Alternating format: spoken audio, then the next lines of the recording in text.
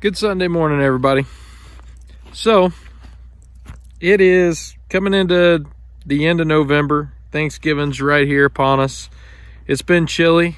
We've been dealing with temperatures anywhere in the highs in the 30s and 40s, lows in the 20s and 30s. So, it's getting chilly. We're rounding the corner out of fall and heading right into winter. And all this cool weather is kind of wanting to slow down a little bit, but I'm already thinking into spring and planting a garden. So I just want to take a little bit and talk to you guys about composting and what our plans are for our garden.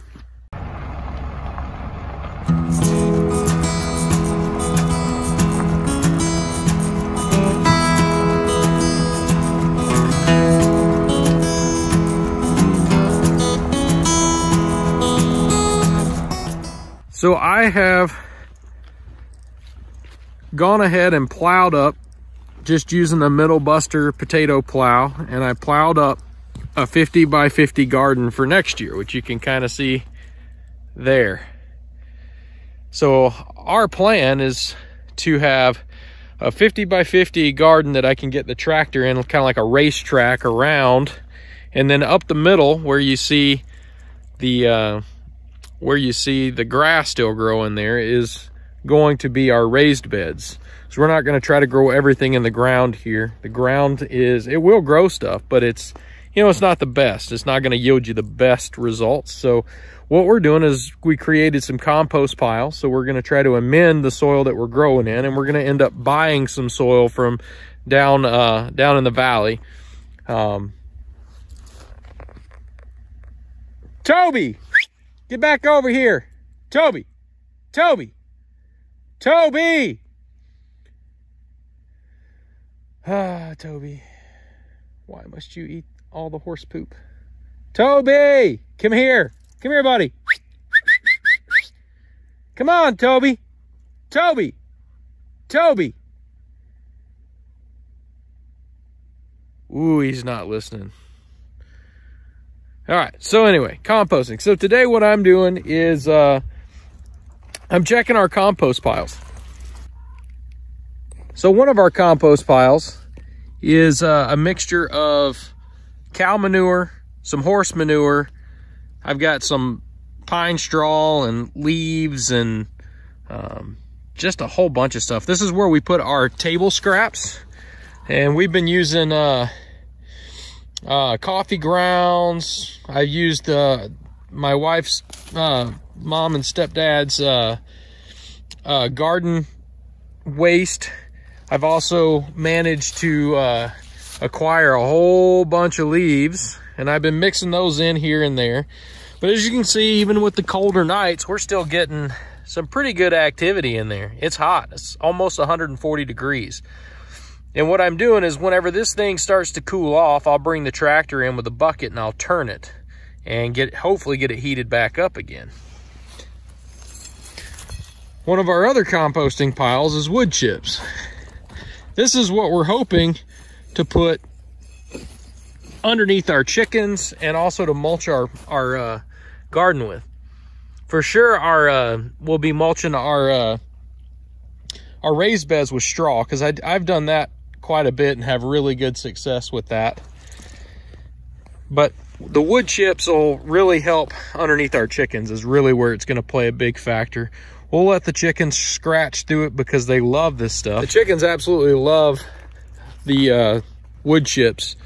When we were in Minnesota, we put wood chips down in our pollinator gardens, and the chickens would just scratch through it. So we started adding it into their chicken run, and they would turn it over, and they poop in it, and then you can turn around and put that back into your compost pile, and it'll make it nice and hot, make everything break down for you. Our third and final compost pile is one that's more of a traditional backyard compost pile. I'll talk more about this one in future videos, but this is the one that we dump our composting toilet in. It doesn't really get turned. It's just going to sit and do its thing naturally. So the one thing I've noticed is that the wood chip pile has gone cold.